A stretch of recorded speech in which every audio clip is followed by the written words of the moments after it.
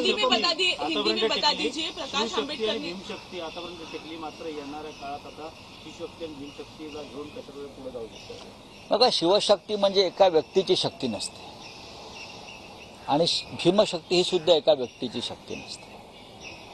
महाराष्ट्रामध्ये बाळासाहेब ठाकरे नेहमी सांगायचे, महाराष्ट्राची दोनच दैवत आहेत, एक छत्रपती शिवाजी महाराज आणि दुसरे डॉक्टर बाबासाहेब आंबेडकर. यांना मानणारा मोठा वर्ग या राज्यामध्ये आणि देशामध्ये आहे. ही शिवशक्ती, भीमशक्ती, ह्या दोन्ही शक्ती मनाने एकत्र आहेत. जरी नेत्यांनी काही निर्णय घेतला असला तरी ह्या दोन्ही शक्ती आज एका भावनेने आणि मनाने एकत्र आहेत आणि त्याचा परिणाम तुम्हाला लोकसभा आणि इतर निवडणुकात दिसेल.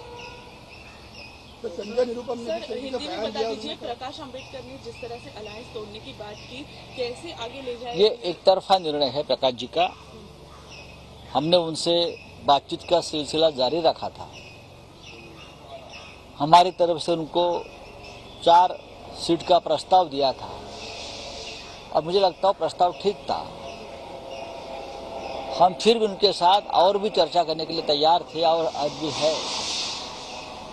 हम ये सब मानते हैं कि प्रकाश आंबेडकर जी यानी जो दलित, वंचित, शोषित, पीड़ित, पिछड़ा, अति पिछड़ा जो वर्ग महाराष्ट्र में भी है, वो चाहता है कि इस बार तानाशाही को हम खत्म कर देंगे. इस बार हम एक साथ मिलकर संविधान की रक्षा करेंगे और जो संविधान के दुश्मन है उनके खिलाफ हम एकजुट होकर लड़ाई करेंगे.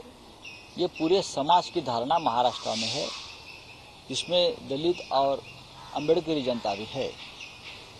सर, बीजेपी की सीट्स अनाउंस हो चुकी है. नेशनल लेवल पे भी लोकसभा सीट्स के लिए ऐसे कहा जा रहा है कि कंगना रनौत को मंडी की सीट दी जाएगी और अरुण गोविल को मेरठ की सीट दी जाएगी लोकसभा की. तो मैं क्या कर सकता हूँ? उनकी पार्टी का निर्णय होगा.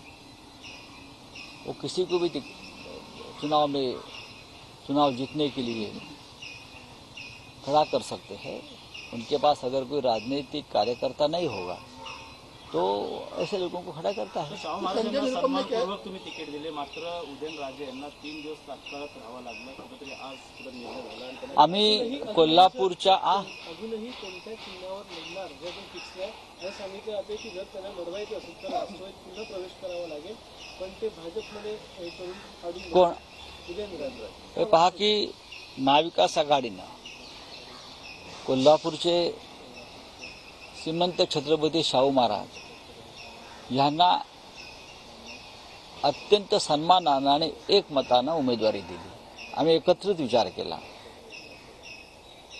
ती जागा खरं म्हणजे शिवसेनेची होती. तिथे शिवसेनेचे विद्यमान खासदार होते. कोल्हापूरला शिवसेना सातत्यानं 30 वर्षापासून लढते, लाखो मतं घेते, कधी जिंकले कधी हारले, पण आता विद्यमान जागा होती.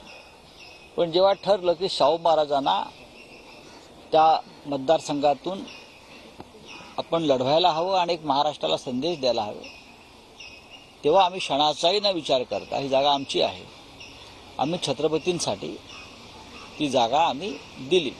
त्यांनी कोणते चिन्ह घेऊ द्या, मला वाटतं त्यांनी काँग्रेसचं चिन्ह हात घेतलेलं आहे आणि त्यांचा सन्मान राहणं महाराष्ट्रात हे आमच्या सगळ्यांचं कर्तव्य आहे. आणि म्हणूनच 4 दिवसापूर्वी शिवसेना पक्षप्रमुख जेव्हा कोल्हापूरला गेले तेव्हा सर्वप्रथम त्यांनी छत्रपती शाहू महाराजांना जाऊन शुभेच्छा दिल्या आणि महाराष्ट्रातल्या आमच्या पुढल्या लढाईसाठी त्यांचे आशीर्वाद घेतले.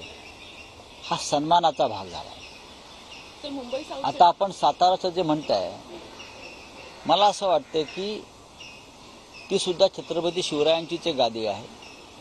भारतीय जनता पक्षाला जर शिवरायांच्या गादीचा मान सन्मान अशा प्रकारे राखता येत नसेल किंवा त्यांना अपमानित केलं जात असेल, उदयनराजे असतील किंवा अन्य त्यांचे वारसदार असतील, तर त्याच्याबद्दल समाजाला त्यांनी सांगावं लागेल. मागे जेव्हा आमच्याकडून काही डिबेट झालं होतं या विषयावर, तेव्हा आम्ही गादीचा अपमान केला वगैरे वगैरे वगैरे हेच होते.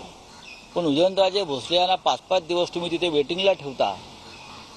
वेटिंगला म्हणते मी छत्रपतींना सातारच्या. खरं म्हणजे याचा विचार उदयनराजे भोसले यांनी करायला हवा. आम्ही कसं काय बोलणार? ते त्या पक्षाचे सदस्य आहेत. संजय निरुपम कह रहे हैं कि अरविंद केजरीवाल को इस्तीफा दे देना चाहिए। मुझे मालूम, सर, हम लोग हम सभी लोग इस संघर्ष की घड़ी में, इस अग्नि परीक्षा की घड़ी में केजरीवाल जी के साथ डटकर खड़े रहेंगे और है। सर, मुंबई